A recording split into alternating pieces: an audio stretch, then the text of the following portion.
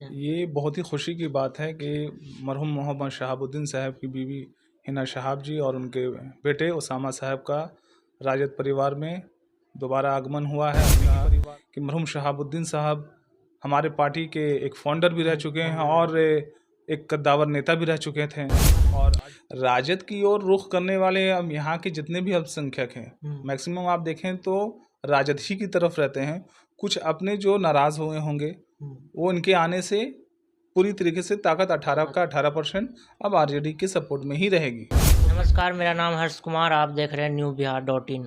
अभी हम लोग बिहार शरीफ नगर अध्यक्ष राजद नगर अध्यक्ष जफर अहमद जी के गृह आवास में आए हुए हैं। सबसे पहले सर हमारे चैनल में स्वागत है आपका। सबसे पहले आपका मैं शुक्रिया अदा करता हूँ हर्ष जी कि आप हमारे घर में पहली बार आए हैं, आपका धन्यवाद। तो आज जिसे खबर सुनने में आई है कि जो उसामा जी हैं और शहाबुद्दीन जी की पत्नी राजद में घर वापसी की हैं, तो उनके बारे में क्या प्रतिक्रिया देते हैं? ये बहुत ही खुशी की बात है कि मरहूम मोहम्मद शहाबुद्दीन साहब की बीवी हिना शहाब जी और उनके बेटे उसामा साहब का राजद परिवार में दोबारा आगमन हुआ है, अपने ही परिवार में। और ख़ुद हमारे पार्टी के गार्जियन, पार्टी के अध्यक्ष श्री लालू प्रसाद यादव जी के द्वारा और माननीय नेता श्री तेजस्वी यादव जी के द्वारा उन्हें सदस्यता दी गई और तमाम लोग थे मौजूद उस घड़ी में।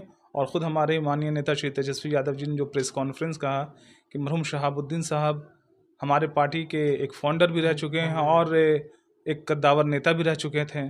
और आज बहुत खुशी की बात है कि उनके आने से, उनके बच्चे के आने से, उनकी धर्मपत्नी के आने से आज पूरे बिहार में अल्पसंख्यक की एक ताकत बनी है।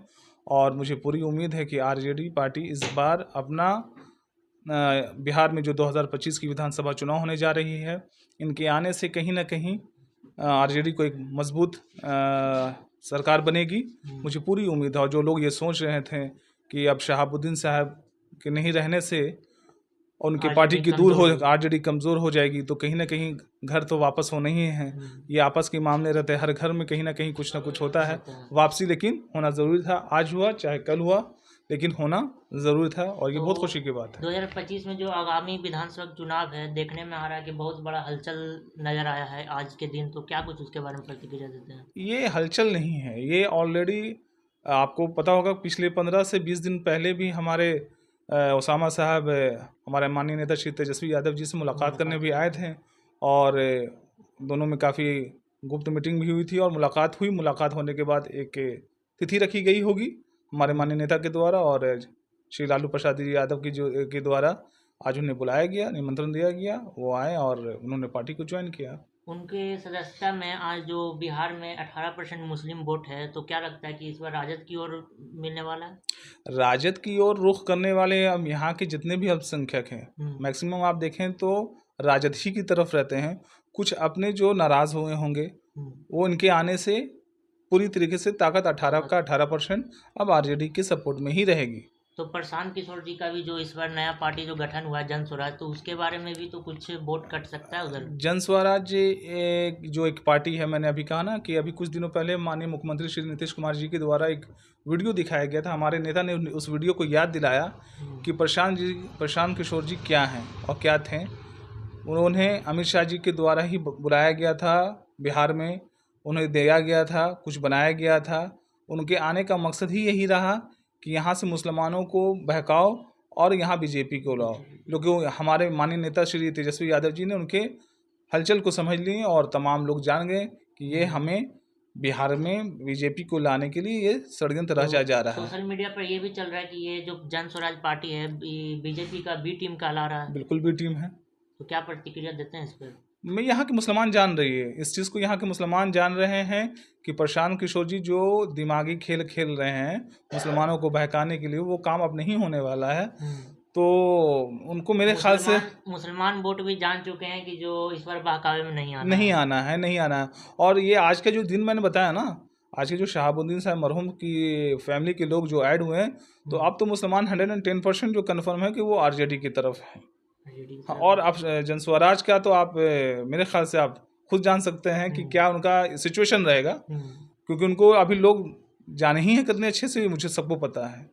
तो सरकार किसी की भी बने, अगर सरकार आरजेडी की बनती है तो क्या कुछ विकास देखने को मिल सकता है इस बार? मैंने आपको जिस जिस वक्त मैंने आरजेडी की सदस्यता ली थी, मेरा सदस्यता लेने का मेन कारण था, कुछ चीज़ की लालच नहीं थी। मेरा सदस्यता लेने का कारण था 17 महीने का कार्यकाल।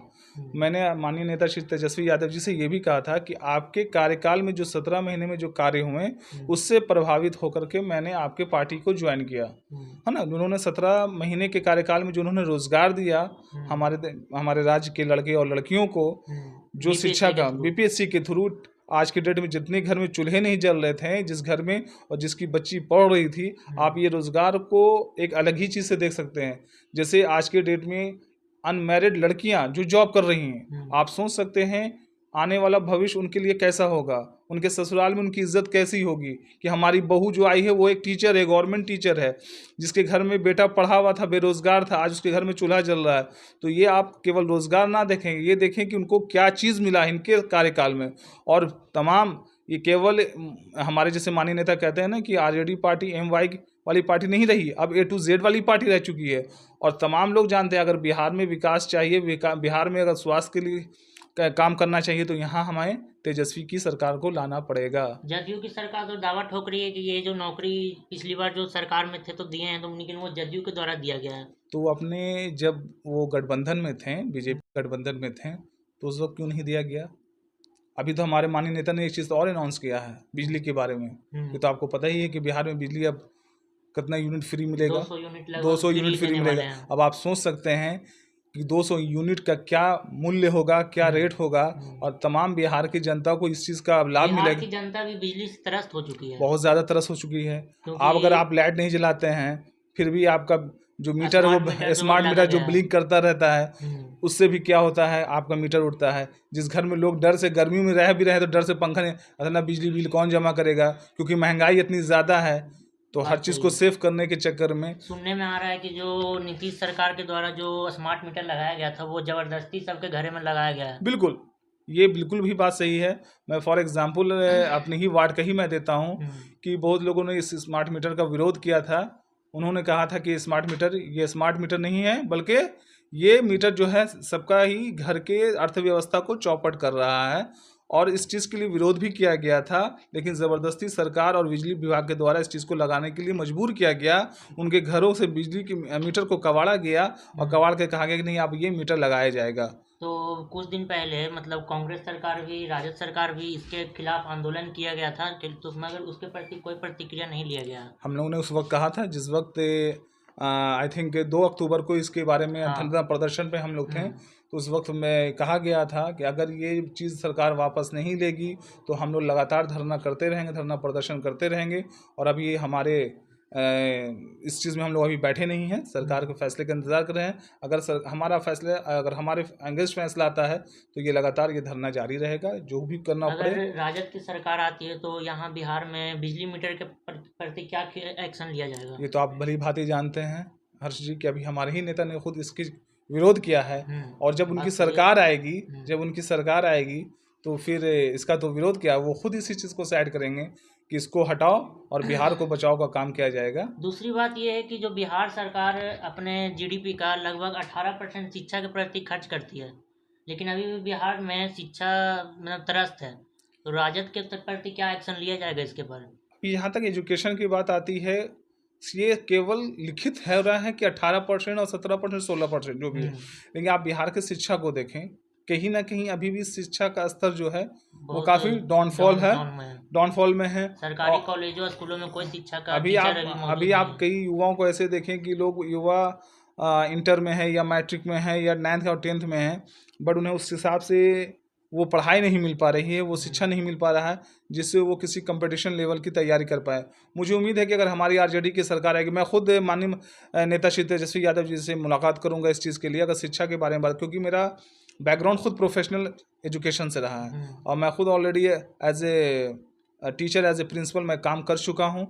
तो कहीं ना कहीं शिक्षा के क्षेत्र पर मैं माननीय नेता श्री तेजस्वी यादव जी से भी मुलाकात करूँगा और कहूँगा कि इस पर कुछ एक अलग ही लेवल का शिक्षा प्रदान हमारे बिहार के बच्चों को दिया जाए, ताकि हमारा बिहार एक शिक्षित बिहार कहलाए और जहाँ भी जाए, ऐसे तो बिहार के बच्चे हर जगह नाम कमा रहे हैं। हाँ, मैक्सिमम बड़े देखा बड़े जाए शहर में बड़े बड़े शहर में बड़े बड़े जगहों पर वो बिहार के बिहार बच्चे के नाम कमा स्टूडेंट रहे भरे हैं। हुए हैं। लेकिन अभी इसमें और भी ज़रूरत है। हर कंपटीशन में चाहिए, चाहे यूपीएससी हो, बीपीएससी हो, चाहे किसी भी राज्य स्टेट का एग्जामिनेशन हो, चाहे वो सेंट्रल एग्जामिनेशन हो, हमारे यहाँ के युवा आगे रहें।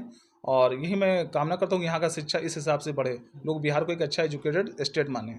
आगामी त्यौहार को लेकर क्या कुछ संदेश देना चाहते हैं जनता वासियों मैं को? तमाम बिहार शरीफ के और तमाम नालंदा ज़िला के वासियों को दीपावली एवं छठ पूजा के शुभ अवसर पर हार्दिक शुभकामनाएं देना चाहता हूं। और मैं चाहता हूं तमाम घरों में जो भी हमारे बिहार शरीफ के वासियों और नालंदा ज़िला के वासियों के घरों में रोशनी से ज़िंदगी भरी रहे। और तमाम छठवर्ती महिलाओं को भी छठ पूजा का शुभ अवसर पर मैं बधाई देता हूं। जो त्यौहार अभी बीता है दुर्गा पूजा, उसमें प्रशासन को देखा गया काफ़ी एक्टिव रहे हैं, तो उसको प्रति उनका कुछ? मैं ज़िला प्रशासन का शुक्रिया अदा करना चाहता हूँ, खास करके यहाँ के ज़िलाधिकारी और अधीक्षक का मैं शुक्रिया अदा करना चाहता हूँ, क्योंकि मैंने खुद हर पंडाल के पे मैंने खुद विजिट किया, एक नॉर्मल इंसान बन करके, और एक नॉर्मल इंसान की तरह मैंने देखा तमाम प्रशासन के लोग चुस्त दुरुस्त हैं। फ्लैग मार्च वगैरह भी मैंने देखा और काफ़ी अच्छा लगा कि हमारी प्रशासन पूरी तरह से चुस्त दुरुस्त है। तो इसके लिए यहाँ के ज़िलाधिकारी को मैं धन्यवाद करता हूँ अपने तहे दिल से, और ज़िलाधीक्षक साहब को भी मैं धन्यवाद करता हूँ। आप हमारे चैनल पे आए उसके लिए धन्यवाद। शुक्रिया। ऐसे ही और तमाम अपडेट के लिए देखते रहिए newbihar.in। मैं हर्ष कुमार, धन्यवाद।